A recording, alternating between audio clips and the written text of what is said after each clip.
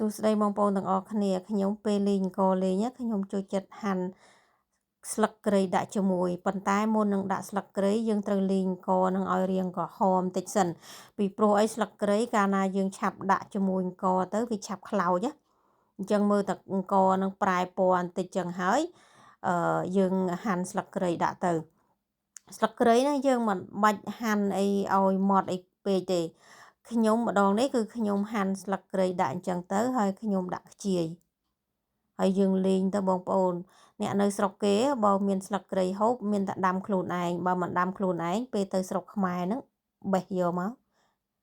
មូដុំអញ្ចឹងទៅដាក់ចូលទូកកទៅនៅតែឈ្ងុយអញ្ចឹងបងប្អូន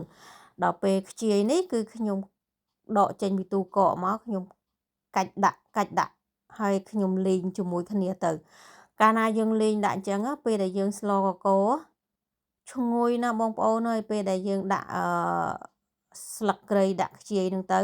ប៉ុន្តែនៅពេលដែលយើងស្លកកយើងនៅតែដាក់គ្រឿងអញ្ចឹងគ្រាន់តែថាយើងលេងដាក់បន្ថែមអញ្ចឹងកាន់តែឈ្ងុយ